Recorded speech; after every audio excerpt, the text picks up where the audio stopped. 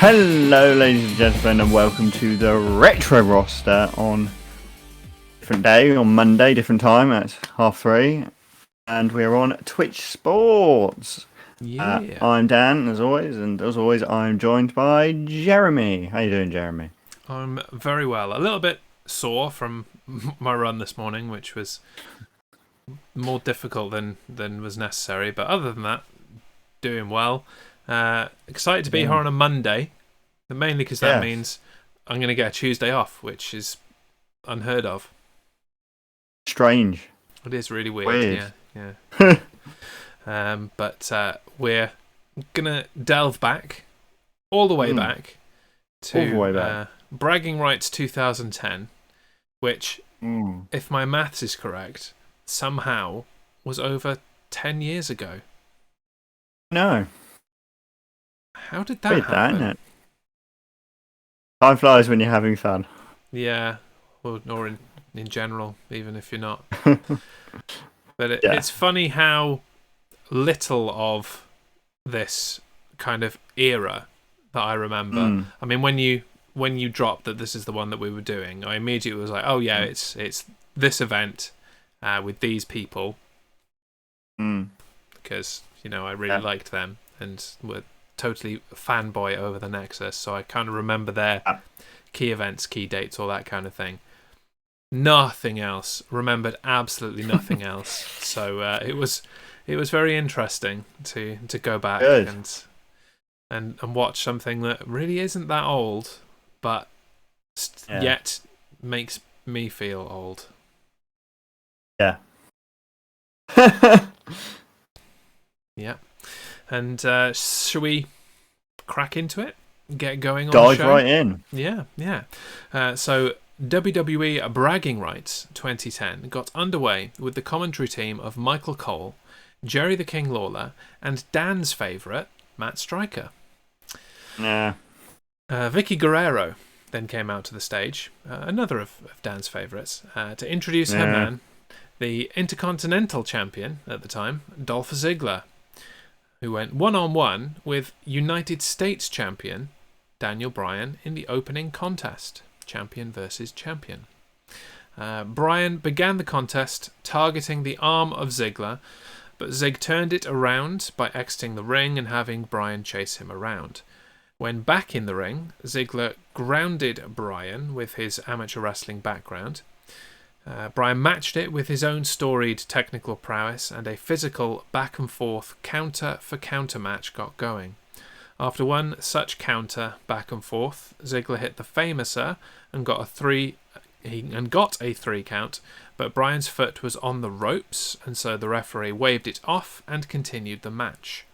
Ziggler kept the momentum on Bryan, locking in a sleeper hold and going for the zigzag, but Bryan surprised Ziggler into the label lock, and the Intercontinental Champion was forced to tap out. Yes.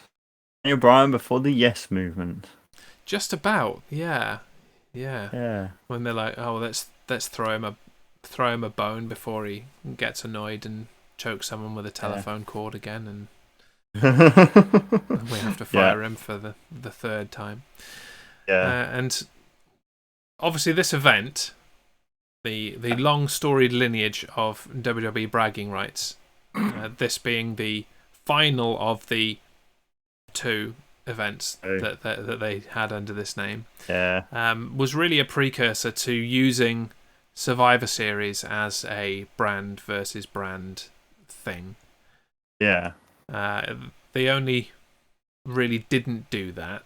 It was pretty soon after this, actually, when they kind of abandoned the roster split for a little while, and they started doing the Raw Super Show. And in the next match, you had the tag team champions, and they were WWE tag team champions that could travel across both brands. So I like that we had a champion versus champion match to kick things off. There weren't really any stakes, because the only thing that counted in terms of this bragging rights competition was the actual bragging rights match. Yeah, that was the only thing that really mattered about it all, really, wasn't it? So because other than that match and the bragging rights match, I don't think there were any other brand v brand things really. really, no. No, you had a little mix of NXT in there a little bit later, but other than that, it was pretty much just a pay-per-view with this trophy thing attached to it, which is probably why they're like, yeah, let's not do that again. Yeah, exactly. Yeah. But what did you actually think of this match? The match, I actually thought it was a good match. You know, both men had a good showing. They both did what they're good at. You know, as Ziggler as a heel with his beautiful bleach blonde hair. And yeah, Daniel Bryan doing his submission work. So yeah, I enjoyed it. What about you? Yeah, I enjoyed it. It was nice to hear Ziggler's old music, that I am perfection. Oh yeah. And unfortunately be reminded that he was once managed by Vicky Guerrero. His girlfriend. Yes, his that apparently. And yeah, at least that didn't last forever. Is this before the relationship with AJ and being managed by Big E? It must have been. Yeah, it must have been, because Big E I think it was. Isn't even a thing yet. Yeah, Big E kind of came into the thing when NXT rebranded itself into the like developmental. And after he was NXT brand. champion, so we're talking a good 2 or 3 years before that happens. Yeah. Okay, so there you go. Real kind of early Ziggler then this must be. Yeah, it was. It really was. Wow. Yeah. Bringing it back there. Definitely early Daniel Bryan, as you say. Pre-Yes Oh, movement, pre-championships. Baby face looking. Pre-Bella Twins as well, probably. Pre-Bella Twins. Very pre-Bella Twins. Yeah. Well, there you go. Hey-ho. Not the only interesting throwback that we get, and the most interesting for me comes in the next match. So, after a bizarre meeting between Raw, dashing Cody Rhodes and Drew McIntyre, the WWE Tag Team Champions, made their way to the ring. Champs claimed that there was nobody willing to challenge them, but the anonymous Raw general manager begged to differ and introduced Wade Barrett. Barrett brought out 2 members of his Nexus to challenge for the titles, David Otunga and John Cena. David Otunga started the match, but quickly tagged in John Cena, who refused to tag back out again. Cena fought off both of the tag team champions and eventually locked Rhodes in the STF, forcing him to tap out. Cena and Otunga win the WWE Tag Team Championships. Yes, they do. Now, obviously, in this match, you have dashing Cody Rhodes. Now the head of the main rival to WWE. Yeah. He still had a few more years left in WWE in him at this point. Yeah. He was just really starting out this dashing gimmick before they gave that up and turned him into Stardust, I think, as some kind of weird punishment. And Drew McIntyre, who obviously we talk about every week, looking very young, fresh, clean, and just totally different. He definitely looked more slender. He does now. Now he's hit the weights more and he's pumped himself up a bit more. Back then he was more lean, I think I would say. Yeah. He's made the effort now. And that was always the knock on him. It was that he wasn't really putting in all of the effort that he could to make himself in WWE. He wasn't putting in the work, and that's why eventually they just pushed him into 3MB, gave him nothing parts to do, and then off he went. Released him. Yeah. But it all worked out for him in the end. It was the wake-up call that he needed. Yeah, and it, as you say, it definitely worked, and now look at him. And I did not remember him in a tag team with Cody Rhodes. Neither did I. How did that even come about? I don't know. They probably just one day just went, "Hey, do you want to be a tag team?" Yeah, sure. All right then. I mean, it didn't sound like they had very many tag teams knocking about at this point. Oh, so it's a bit like nowadays then. It is a bit like nowadays, yeah. But it seems like there were even less, which is probably why they combined the championships into one roaming tag team championship, because then you don't have to worry so much about creating tag teams. You can spread it across the two shows. But another thing I'd forgotten about, and I'm not upset that I had, was the anonymous Raw general manager. Oh, yeah. I've just received an email from the anonymous Raw general manager. And I quote,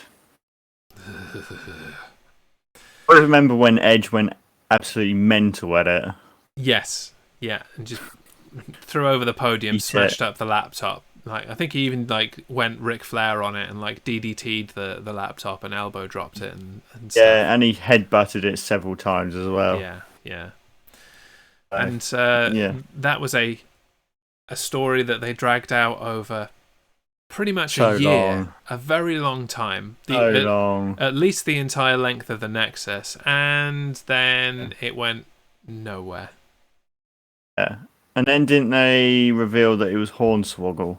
A few years after the fact, yeah. I mean, they just literally disappeared the anonymous general manager, and then a few years later, at one of the specials, probably Raw 1000 or something. Yeah. They revealed that it was Hornswoggle.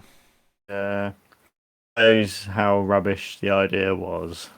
It could have been a great idea. I mean, could have been. I think the original plan was that it was going to be Michael Cole all along. And that he was just using this anonymous persona to continue to be a expletive, even though they had started to turn him back babyface a little bit. Not completely. Not completely. There were still moments in this where he was behind the Miz, and he was talking about him being on NXT. This happened at the same time as NXT Season 3, in which he was very, very derogatory about everything. Absolutely everything on NXT. But we'll eventually get to that on Re-NXT. Need to book in one of those for this month. But the thing that I remembered, actually, was John Cena in the Nexus and winning the tag team titles with David Otunga.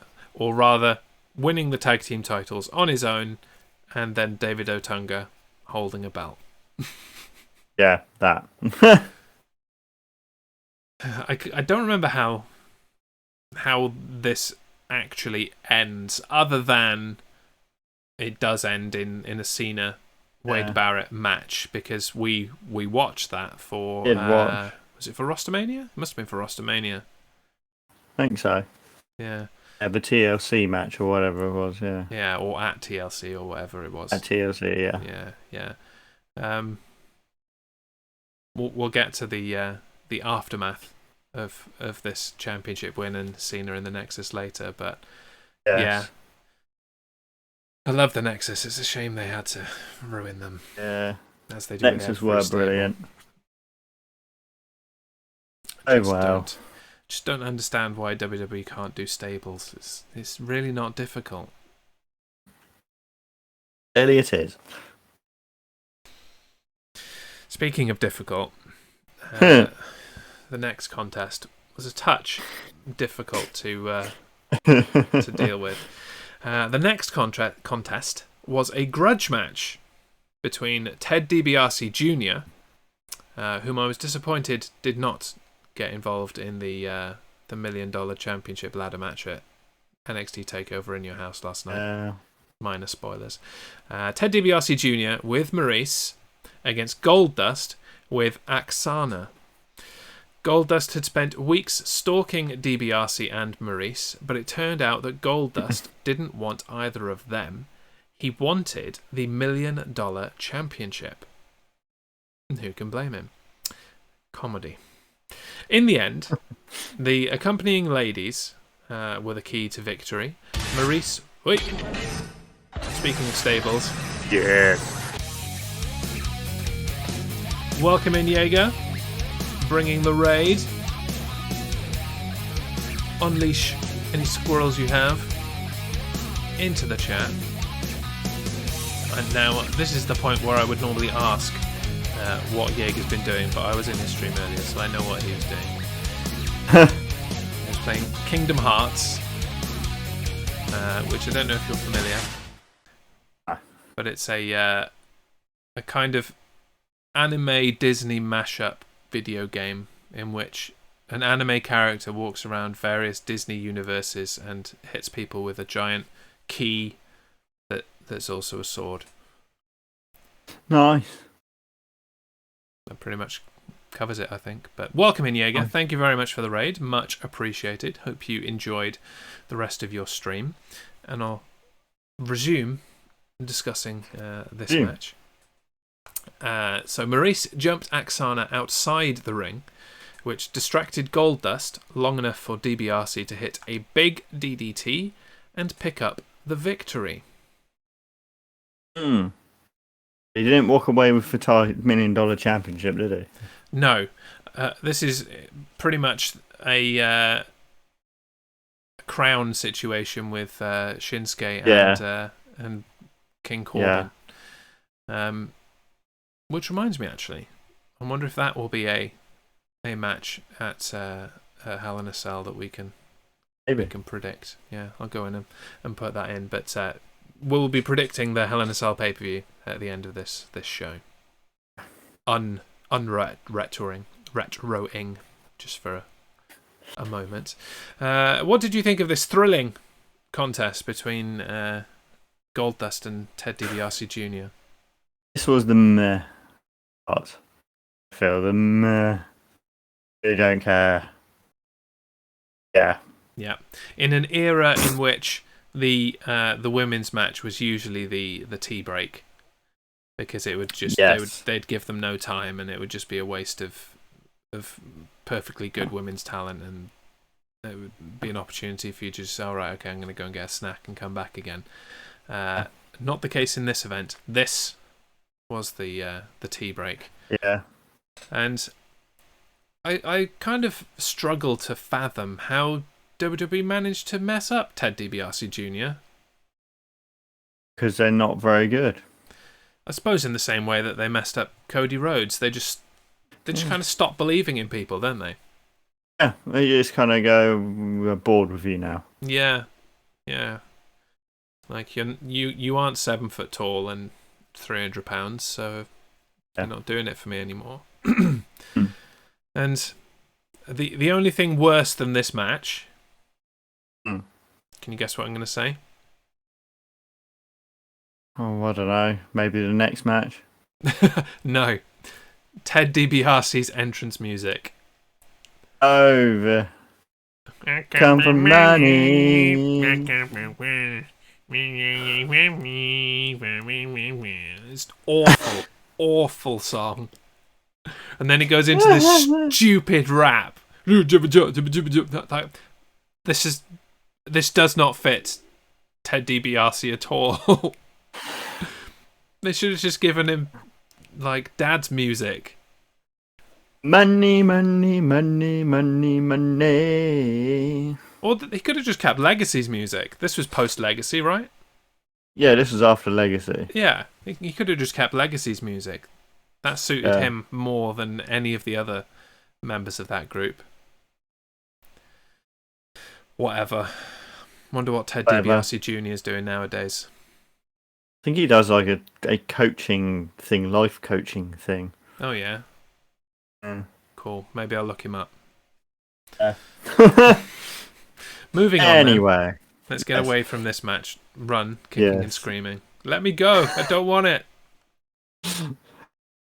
So the next contest was for the WWE Divas Championship, with Layla defending on behalf of Lay Cool against the challenger Natalia. Challenger made good use of her strength to put the champion in peril, but Lay Cool used their numbers advantage to overwhelm Natalia. The referee distracted Michelle McCool, kicked Natty in the head, which allowed Layla to pick up the win and retain the Divas Championship. The Divas Championship was god-awful belt. Yeah. I'm surprised you don't have one actually in your collection. Why would I have that belt? I mean, it's got a butterfly on it. It's basically a giant butterfly. Why don't you want a giant butterfly, Dan? It's hideous. But that said, Lay Cool, Layla, and Michelle McCool were pretty much the only thing that this belt ever had going for them in its tenure. Yeah. They were kind of the last, with Natalia as well, but there was only so much that she could do on her own after these guys left. Lay Cool were pretty much the last actual women's wrestlers to do anything useful with that belt until it was eventually retired 2018, 17, 18, like 16, few years. And the women's championship was reinstated, and they actually started giving a damn about women's wrestling again, which was nice. Then the numerous reigns of Charlotte Flair began. Yeah, there is that. Perhaps they should retire this women's belt as well, because it's tainted. Tainted by Charlotte Flair. But this was a good match. Combine the two. I thought. Yeah, it was good. I just liked Lay Cool just because they were like just the annoying heel. Yeah. Oh, they were absolutely, utterly irritating, but that was the point. You know, I'm sat there watching them and like, oh my god, please shut up. And that's the point.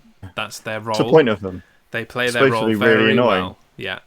So I dig it. And I think they probably were the inspiration for the Iconics when that happened a bit later.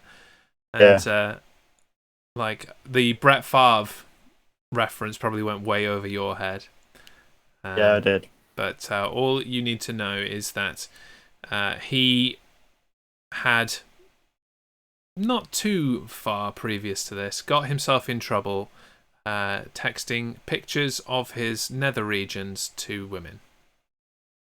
Right, okay. And had recently moved to the Minnesota team, which is where this pay-per-view took place.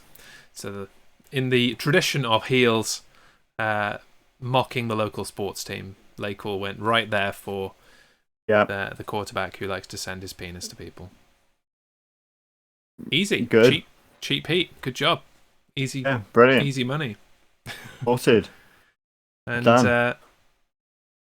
is it me, or has Natalia not aged a day since this point? She looks exactly the same, doesn't she? She looks identical. Apart from the pink streak in her hair. Yeah. That's the only thing that's, changed. That's it. I wonder what her secret is. L'Oreal. I mean, maybe she sacrificed the career of Tyson Kidd to stay young. Yes. That guy had no luck whatsoever. Her husband, Tyson Kidd. Yeah. Yeah. Poor no guy. luck at all. But yeah. It's funny to actually watch a classic pay-per-view and there still be people knocking about that are on the roster today. We've had Drew McIntyre. I mean, he went, but he's back again. Ziggler. You could even say Daniel Bryan to a point. He was there till recently. Otunga, I checked, is still with the company. He really? Yeah, he doesn't do anything, but he is still with the company. Jesus. Maurice technically is still signed, I believe, as as an occasional kind of person. Goldust not. He's with the other one. And then we'll get to the others later. But yeah, go Natalya. Tenure. Go Natalya. Sorted. The boat. Boat. No, that's just no. And this this kind of takes us very nicely into our commercial. Yes.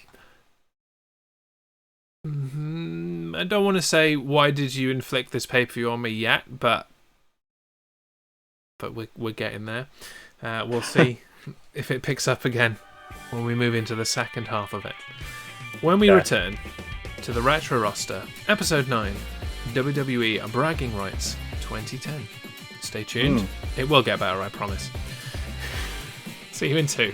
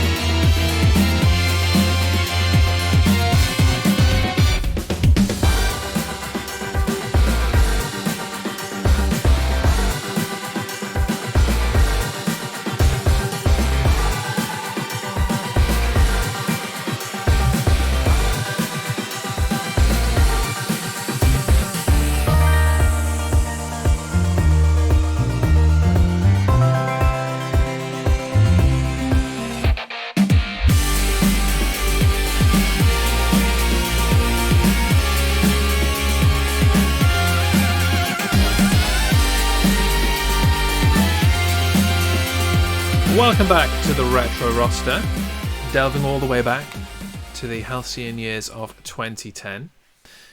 You've joined Jez and Dan in the discussion of the event. We're about halfway through, and the first half was a bit random, and it has to be said, the second half doesn't get any less random, but it does pick up in terms of quality, in my opinion. Yeah. So here we go. Because up next was the Buried Alive match for the World Heavyweight Championship, with Kane defending the gold against his brother, the Undertaker. Undertaker met Kane on the ramp during his entrance and went right to work on his brother outside the ring. Taker dominated Kane throughout the arena before trying to take it back into the ring, but Kane kept escaping and trying to run away. Coward Kane. Once Kane ran back into the ring, he was able to surprise his brother and take control of the match with steel chairs and a pair of chokeslams. The match could not be won in the ring, though, so Kane tried to carry the Undertaker up the ramp towards the open grave.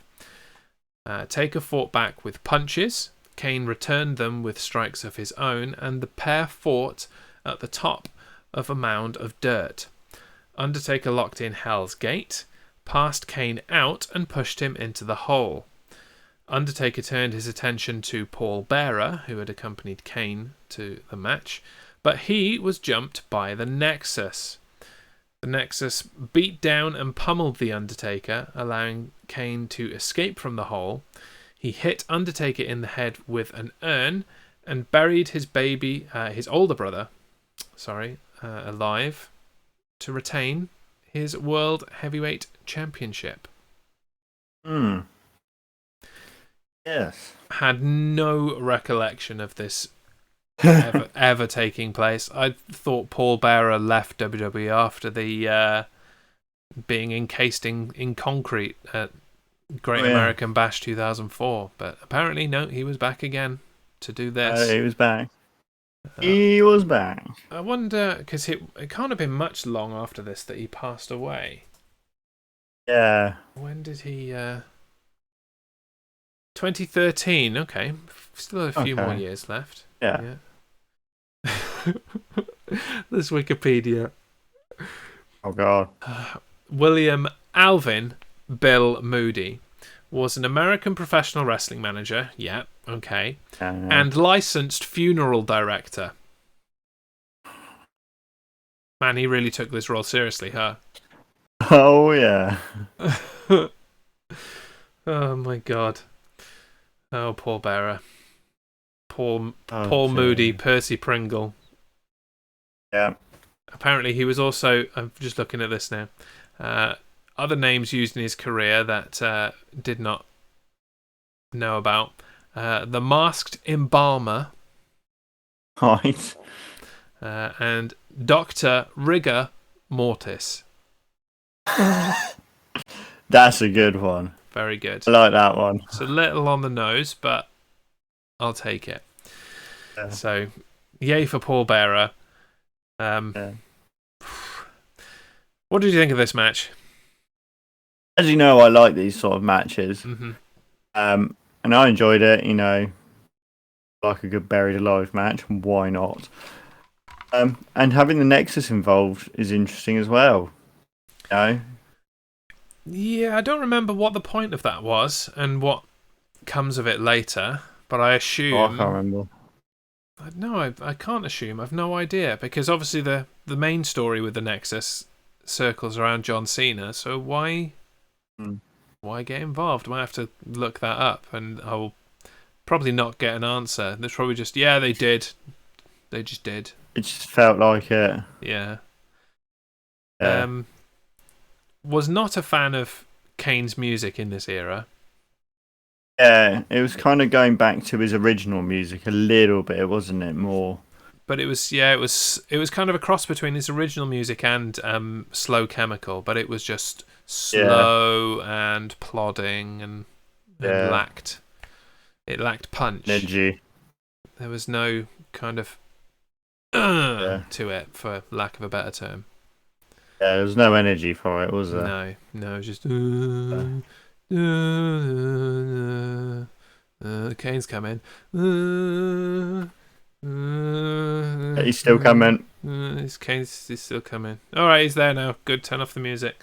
If they try to do it to be more like the Undertaker's music, because the Undertaker, he has the long walk down, doesn't he? And he's got the slow music. I wonder if they tried to be a bit more like that. Maybe, but it's not like they slowed Kane down. He still did his walk March to the ring to the really, really quickly.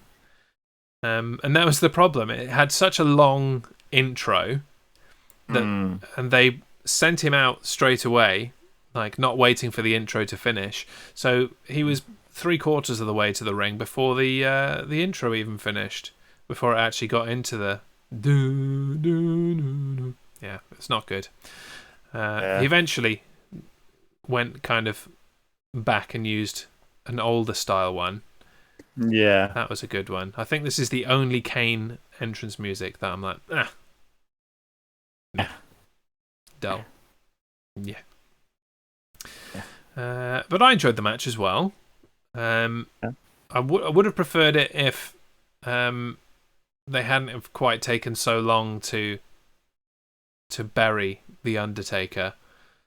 He probably would have got out, and I would have preferred if the Nexus weren't there at all, and that Kane would have found some other cheaty way to win. Yeah. That was the only reason the Nexus was there, is because they couldn't have Kane beat the Undertaker clean. No.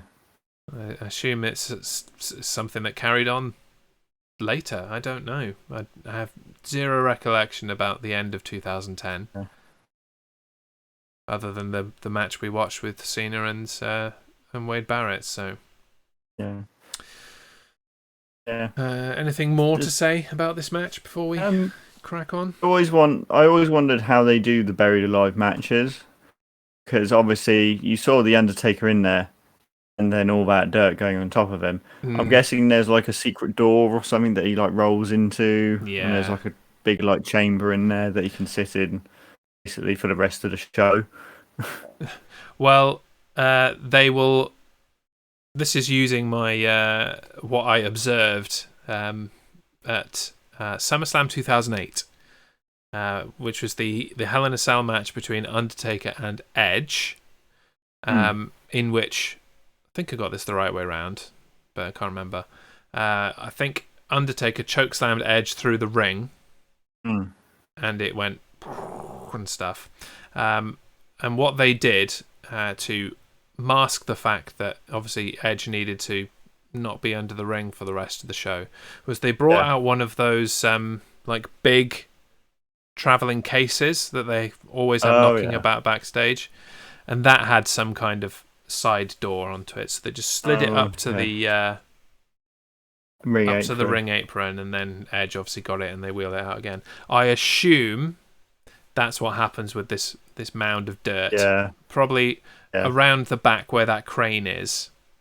There's probably that's where the secret door comes out, and you stick a box there and crawls into it. Wheel him off. Yeah, I mean, they don't really care. What are the crowd going to do?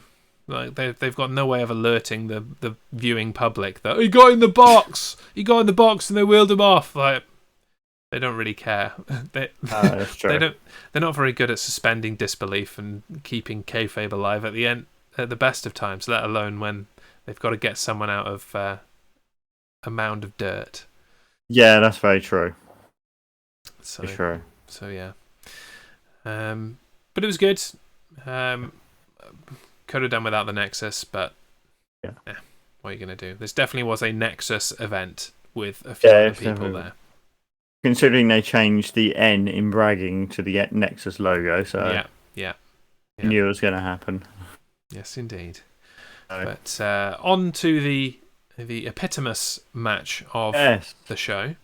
Yeah, so the next contest was the 7-on-7 elimination bragging rights match between Team Raw, which was The Miz, CM Punk, John Morrison, Ezekiel Jackson, who I forgot about, Santino Marella, R-Truth, and Sheamus, against Team SmackDown, which was Big Show, Rey Mysterio, Jack Swagger, Tyler Rex, again forgot about him, Jeff Kingston, Alberto Del Rio, and Edge. Tyler Rex started the match and fought off John Morrison for a time before eliminating Santino Marella from Team Raw. After a mix of superstars came in and out of a match, Sheamus eliminated Kofi Kingston with Razor's Edge. Rey Mysterio entered for SmackDown and was building momentum on CM Punk when Alberto Del Rio tagged in through his own partner Mysterio into the ring barrier and went to work himself as Mysterio was helped out of the arena. And we'll pause it there.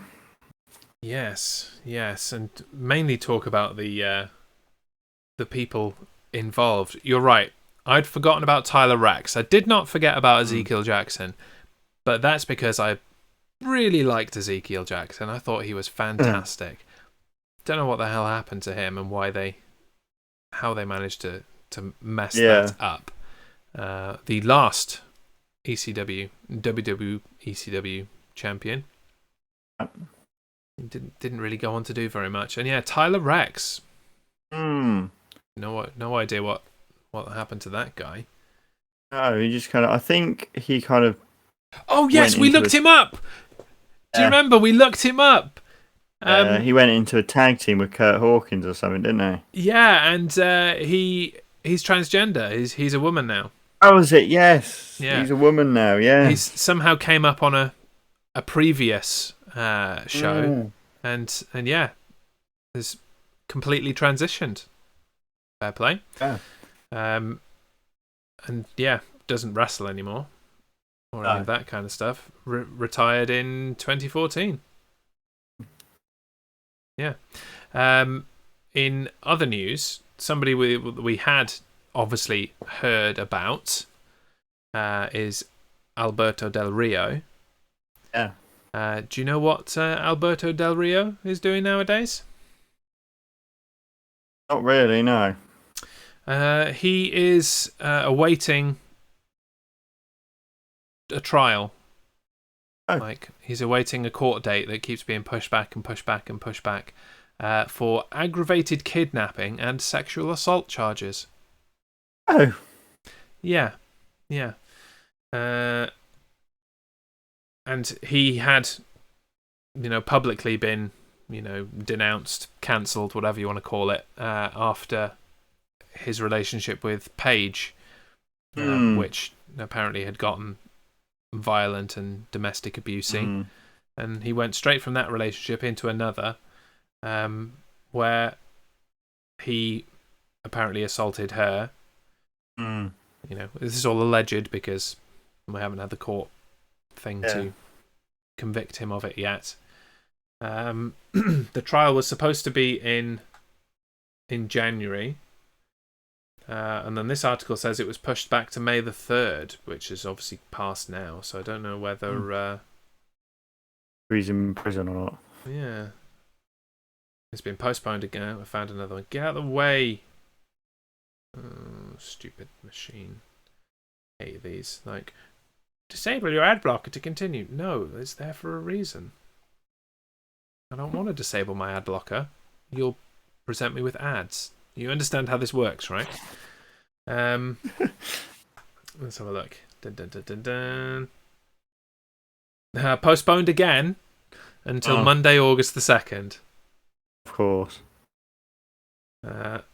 He's facing life in prison if he's found guilty. Ooh. Must be serious then. Yeah, well, I mean, aggravated assault and sexual assault, yeah, they are very serious. And kidnapping. Apparently he threatened to take her son and drop him in the middle of the road somewhere after he accused her of being unfaithful. So yeah. Jesus Christ. Lovely guy. Yeah. Which is a shame because, all of this aside, as a in-ring performer back in, 2010, I really enjoyed Alberto Del Rio. Rather good. Yeah. With Ricardo Rodriguez. Ring announcer. Yeah. He was brilliant. We don't have enough personal ring announcers in professional wrestling anymore, i.e. we need some more. We've got none. Yeah, we need some more. Hey, you want to get into wrestling, you could be a personal ring announcer. I'll be a personal ring announcer, no problem. I can roll my R's. Growing up in Wales will do that for you. There you go. Sorted. Alberto Del Rio. Need to work, but I'll work on it. For there you go. Him. Not. Yeah, I was about to say, not that you'll be doing announcing for him. Making his way to the prison. There you go. Released from solitary, Alberto Del Rio. Oh, and he's getting the life kicked out of him. Yeah. More people that you kind of would have expected to not be with the company anymore, but are still there. We've got R-Truth, John Morrison, Rey Mysterio, Edge as well. And then we've got CM Punk, Big Show. Oh, Sheamus is still there as well, yeah. Jack Swagger's with the other company. Jake Hager. Yeah. Jake Hager. The all-American American. Yeah. And Yes Jaeger, the butt. That's how long the Miz has Yes. been there. Yeah. This event is actually months after the NXT that we were watching. This is the end of that year. So, yeah, he's definitely alive and kicking, but not the most kind of thrilling start to the match. I did like Del Rio attacking his own team, but... Yeah, I remember he had a rivalry with Ray, didn't he? And about being a Mexican and all that, and he called him like a Chihuahua and all that sort of thing, wasn't it? Yeah. In one of Rey Mysterio's many rivalries about his mask. Many. And Mexico and all that kind of stuff. Many. But shall we... Many. We'll crack on to the end of the match and then we'll continue. Discuss it fully from there. The next elimination came after John Morrison hit Starship Pain on Jack Swagger, followed closely by Sheamus eliminating Tyler Rex after a brogue kick. With the score now technically 6-3, SmackDown looked in trouble. Big Show got angry and beat Sheamus up the ramp, causing both of them to be counted out. With only he and Del Rio left on his team, Edge mounted a comeback, eliminating R-Truth and John Morrison in quick succession. After Edge speared the turnbuckle, Del Rio tagged himself in and was rolled up and pinned by CM Punk. Drink for a roll-up. Oh, yeah. Although as it's, 4 in the afternoon, we're both on water this week. Yeah. As Del Rio was leaving, he was jumped by Mysterio, who took his place back on the ring apron again. Now 3-2 in favour of Raw, Mysterio evened the odds for his team, eliminating CM Punk. Mysterio continued to live up to his role as the ultimate underdog, also eliminating Ezekiel Jackson. How? But could not repeat the upset against Raw's final entrant, The Miz. However, Mysterio was able to make the tag to Edge, who immediately speared Miz and pinned him to pick up the win for Team SmackDown. Right. I don't think this match did anything for anyone involved in it. No, it didn't at all. Like, Just got a trophy, and that was it. Yeah. Why have you got Rey Mysterio going over Ezekiel Jackson? How does that even work? That doesn't make any sense. The only thing that made sense was the last 10 seconds of this match, Edge spearing the Miz and picking up the win for his team. That's the only thing that made sense. Everything else was just weird. Garbage. People were just pinned after very quick moves that came out of nowhere. You had a roll up. Who did Mysterio eliminate CM Punk as well? Yeah, that didn't really make a whole lot of sense. That he just eliminated him cleanly after these guys had been fighting for most of 2010. Yeah. With the Straight Edge Society and all that kind of stuff. Yeah, I didn't like this. No. It had potential. I think 7 is too much. Yeah. And that's why the Survivor Series does it better. 5-on-5 works a lot better than 7. 7 is just too frenetic. Yeah. And don't get me started on the double count out. Oh yeah, no, we know what we feel like on those things. Don't start. We haven't got all day. No, we don't have all day, and I've got some rant to save for the main event, haven't I? Yep. So I know you do. Yeah. Have you got anything you liked about this match? I do like the elimination tag team matches. Like you said, there's too many people involved. Seeing some old faces is good. I like doing that. Yeah. Apart from that, no. And that trophy looked really cheap. Yeah, it did. It was supposed to be based on the Stanley Cup, the NHL trophy. And it had loads of space on it for them to write or to engrave the winner every year. And it's 2009, SmackDown. 2010, SmackDown. And we're done. Okay, put it back. Put the trophy in storage. We're all good. Thanks very much. Thanks for coming. To the WWE warehouse. There was room for like 20 or 25 years worth of winners on that trophy. I'm sure they probably used it again for something else, just like put things over the top. Yeah, just put it's a generic something trophy. over the bragging rights. Yeah. Or just take the plaque of bragging rights off. Yeah. Maybe it was probably like an Andre the Giant trophy, Battle Royal trophy at some point as well. Like, yeah. Good riddance to bad bragging rights. That's all I've got to say about that. And on to the main event. The main event. So in the main event, Nexus leader Wade Barrett, accompanied by a reluctant John Cena, took on Randy Orton for the WWE Championship, the god-awful spinner belt. Before the match, Barrett took to the mic to declare that if he didn't win the match, he would fire Cena on the spot. A fairly even contest, Barrett took exception to Cena not intervening on his behalf while the referee was distracted. Later in the match, the referee was knocked out, and even then, Cena does not help Barrett. The rest of the Nexus came to the ring and attacked Orton, but Cena beat them all away, claiming to do so that Barrett would not be disqualified. With the referee conscious again, Cena entered the ring and attacked Wade Barrett, causing a disqualification. By doing so, Cena met the stipulation that Wade Barrett needed to win, which he did, but Randy Orton retained the title because the championship cannot change hands by disqualification.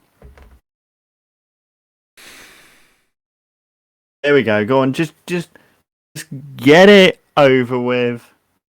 Have your rant. Really? Really? This is how you end a pay-per-view?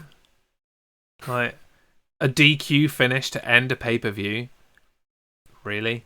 Like, I don't even mind the match finish itself, but it's, why is this the main event if this is your plan for the ending? It doesn't need to be the main event. You could have either put the Buried Alive match as the main event and not involve the Nexus and made that something better.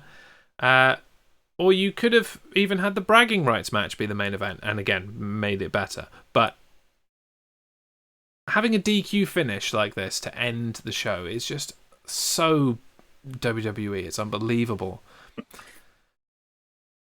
I don't like that at all. I mean, I like the fact that it's like, and it was fairly obvious, like, Wade Barrett needs to win, but he can't win the WWE title. How do we do that? Oh, let's get him DQ'd. Let's get Randy Orton DQ'd, and then Wade Barrett wins, but the belt can't change hands on DQ. Hey, everyone wins. Yeah, cool, fine. Don't do it in the main event. The main event means something. Or not, apparently. Done. Go on, your turn. I didn't mind it. I didn't mind the match. I liked the fact that John Cena really refused to do anything until the final moment. You know, and Wade Barrett was just getting in his face, like going, "What are you doing? Why aren't you helping me? For God's sake!" You know, and I like the fact that after Cena made Randy Orton lose, but didn't lose the title, Randy Orton still went, "God, I'm going to RKO you." Yeah. Well, you know, it still cost him a win. Exactly. At the end of the day. So, and they pretend that wins and losses matter. Keyword pretend. yeah.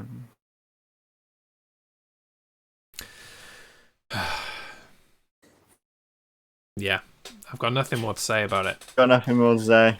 I think the only thing we got left to do is rate it. Yeah, to give the whole show a rating. Not the longest event. I think it was 8 matches. Yeah. And one of those was insanely long. Was it 8? Hang on, let's have a look. 1, 2, 3, 4, 5, 6, 7 matches. 7. One of them being insanely long in the bragging rights match. Yeah. Fair enough. So, of this event, WWE Bragging Rights 2010, we're going to give it a rating out of 5, and I will ask you to give it a rating out of 5 boring ass trophies. So I'm gonna go pretty much straight down the middle, because I didn't think it was like, it wasn't a great event, but it wasn't a bad event.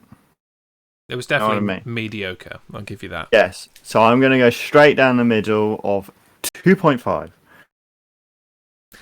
I cannot be that generous, unfortunately. I thought so. I'm not going to be much more harsh than that. But a DQ finish to the entire event, no, thank you. Another kind of dirty finish to the Buried Alive match, no pun intended, with all the dirt and all that kind of stuff. And the 7-on-7 match, which was the whole point of the event, just kind of was confusing from start to finish. Throw in the Ted DiBiase and Goldust match into the mix. I'm like, I really don't think this event really knew what it was doing. And so I'm going to give it 2 out of 5. Okay, so not that much lower than me. No. It was, mediocre minus, if I'm to give it a grading in another way. It wasn't bad. I didn't want to, put it in the C or anything. It was just meh. Yeah, and not even the nostalgia could redeem it for me. Oh dear. There you go. Yeah. That is that. That would normally be where we would we'd close a retro roster, but not this week because Jez is an idiot and didn't realise that the Hell in a Cell 2021 event is this Sunday, and so we're not going to have another main roster before that happens. So we need to get predicting. Yes. And I will open the predictions to the audience tomorrow as well. Yes. Before he predicts, let me just get ready. Oh, yes. I did wonder where it was. I should have known. Should have guessed. You should have guessed. Let's just, get the inevitable out of the way. You're currently winning in this season of predictions. You got what was the pay-per-view? WrestleMania Backlash, correct? WrestleMania Backlash. In terms of the viewer vote, we've got a 4-way tie at the top. Yeah, we do. With Rooster Beast, Always Be Chatting, 2MW Matt, and Lil Cute Girl 86 sitting joint first because they had the same number correct. I will open up the predictions to Discord and Facebook tomorrow for you to join in. Hopefully we'll have a better idea of definitely what the matches are after Monday Night Raw tonight. But we're going to kind of speculate about what some of the matches might be because we don't know, to be honest. There have been 4 matches named, and we're waiting for the rest of them in what has become a recent WWE trend. The matches aren't actually announced until days before the event, so we'll guess based on the storylines that are happening. And we mentioned this earlier. The first one, not an officially made match, but is happening at some point. Shinsuke Nakamura versus King Corbin for the crown. If this is a match, how will it go? If this is a match, how will it go? It's a tricky one because this one I feel like could go either way. Yeah. And if it doesn't happen at the pay-per-view, I think this will happen on SmackDown. So I think we can leave it in as a prediction regardless, really. I'm going to go Shinsuke Nakamura. That's a shame because I'm going Shinsuke Nakamura as well. Yeah. I think it's time to move on from the king thing for Corbin and putting the crown on Shinsuke and cementing his king of strong style status is a good way to do that, I think. Again, this is happening at some point. Is it at Hell in a Cell? Cesaro versus Seth Rollins. Yeah. So Cesaro won at Mania. Mm-hmm. And We have a rematch. Yeah, they won And a they won at Backlash as well. Backlash, yeah. So, did he? I can't remember. WrestleMania Backlash. They even have a match at Backlash. No, maybe they didn't. Oh no, because Cesaro was in the main event, wasn't he? Yeah, that was it. He was against Roman Reigns, wasn't he? Yeah. I'm gonna go for Seth Rollins. Okay, good. I'm glad because I am going for Cesaro. Cool. 2 in a row. Excellent. The Viking Raiders earned themselves a Raw Tag Team Championship match. Seems like an excellent candidate for the pre-show of Hell in a Cell. So, Omos and AJ Styles versus the Viking Raiders for the Raw Tag Team Championship. Omos and AJ. I agree. I think they're going to give them a long little reign until they decide that Omos has had enough of AJ Styles, and that ending will come out of nowhere.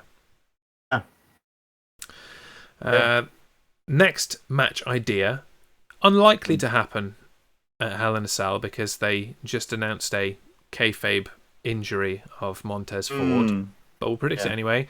The Alpha Academy, Chad Gable and Otis against the Street Profits, Montez Ford and Angelo Dawkins. I'm going to go the Alpha Academy. Oh, good. I am going the Street Profits. Yeah. This is just something for the Street Profits to do. I don't think they actually want any kind of development for the Alpha Academy to come out of this. It's just another opponent for the Street Profits to keep them busy while they're not fighting for the tag team titles. Yeah. Sami Zayn versus Kevin Owens again. This one. This can go either way. No. Whatever. Oh, I'm gonna go Sami Zayn. Me too. Because Owens won the last one. Yeah. Now, this match I think is going to happen at the pay-per-view. The United States Championship. Sheamus versus Humberto Carrillo versus Ricochet. Ricochet. Yeah, all of the above.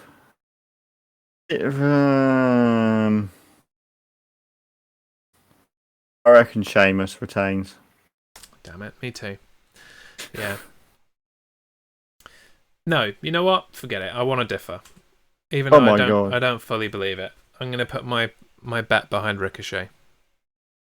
Ricochet? Or Ricky? Why not? I may have just cost myself the win, but we'll both be wrong now, aren't we? Humberto will win. Oh, dear.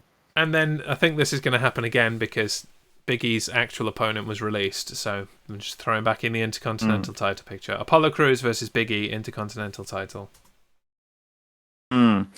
They've got a tag team match going on SmackDown this week. It's SmackDown, haven't they? I reckon Apollo Crews retains. Yeah.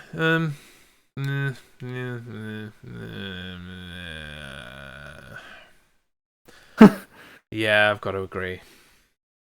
Yeah. It's not done with that yet. You take that belt off Apollo Crews and he's got nothing. Yeah, exactly. Okay. He'll fade into obscurity. Those are the speculative matches, the matches we think might happen. Because, WWE aren't good enough to name their own matches, so we'll make up our own and hope that they happen. Here are the 4 matches that have been announced and will happen at Hell in a Cell, barring some kind of craziness. So the first, the WWE Championship. Bobby Lashley with MVP defends against Drew McIntyre. Again. Bobby Lashley.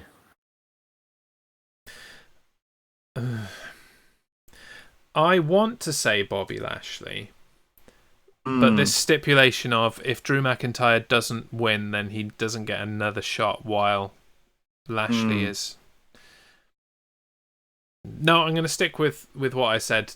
I think it was last week. McIntyre loses and is drafted to SmackDown. Yeah. Yeah, I'm going to go with that. So Bobby Lashley. I'm going for Bobby Lashley, mostly because there's been rumours and speculations that Brock Lesnar's coming back for ages, and on the website he has actually only recently been moved to an active competitor. So at Did SummerSlam, you see maybe the little Easter egg on SmackDown? Yes, where is with Bailey, wasn't it? So during Bailey's Ding Dong Hello segment, where they normally would put up the nameplate that says Bailey and says who she is, they put up a nameplate for about not even a second, like half a second, and on the nameplate it said WWE Champion Brock Lesnar with Paul Heyman. And not only that, there are rumours as well, and I hate this so much. There are rumours as well that they're turning Roman Reigns babyface to go on tour again. For God's sake! Yeah. And so this Usos thing is going to fizzle out, and the Usos are going to be with him voluntarily, and it's all. I hate it. I hate it. Undoing a year of good work and the best Roman Reigns we've had ever. Gonna flush it down the toilet. We'll get to that in a second. But we're both going Lashley, so that he can go on and face Brock Lesnar. This doesn't get any better, does it? Raw Women's Championship. Rhea Ripley defending against Charlotte Flair. I'm Rhea Ripley. I'm going to stay with Rhea Ripley, because if I say Charlotte Flair, it makes it more of a reality in my head. I want to kill her. Charlotte Flair, because it's going to be Charlotte Flair and Becky Lynch at SummerSlam. Oh yeah. I'd rather have Rhea Ripley and Becky Lynch at SummerSlam, but that's not what I'm allowed, apparently. No, because, Charlotte is the golden child. Great. SmackDown Women's Championship.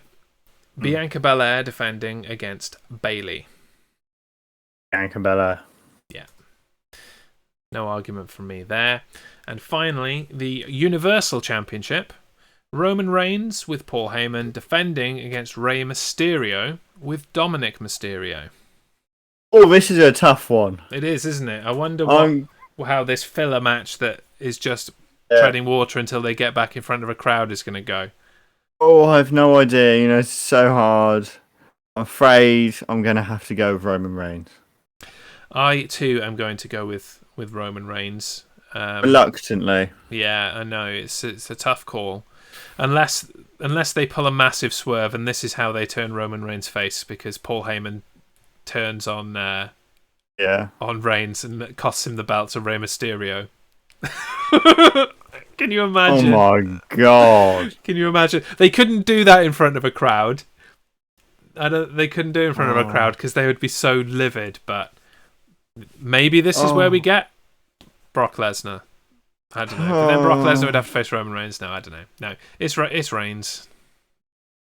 It's Reigns. Unless he faces Reigns, Brock Lesnar faces Reigns, takes the Universal Championship, takes it and faces Bobby Lashley, the WWE Championship, winner takes all, and they put the belts together for one championship. Again. I mean, they've got no roster on either side, so maybe they, instead of a draft, they do combine things again. Oh, God. WWE is World Heavyweight Universal Championship. None of this has any promise. I hate this so much. I hope to be wrong about so much of this, honestly. I hope that I'm flat out wrong about the majority of this, but we shall see when we reconvene on the main roster at our regular time of 8:30 next Tuesday to discuss the Hell in a Cell pay-per-view. Yes. But by virtue of being on a Monday, I can tell you what else is coming up for the rest of this Monday on the Primetime Streamer Network. Bye, Dan. And Bye. it's Ratchet and Clank with Mama S at 6:30. Oh, I need to make this bigger, cover more of him. Didn't think of this, did you? I'm back for my second stream of the day at 8 o'clock with Jackbox Game Night. Research 1 is Monday Night Trucking at 9. And late night, 1 a.m. UK time, Rooster Beast is SNES Fight Club ing. And that's the rest of today.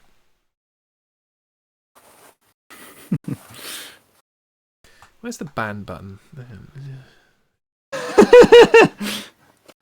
Okay, well, on that deflating note of stark predictions of the future and belts being flaunted in my face, we will leave.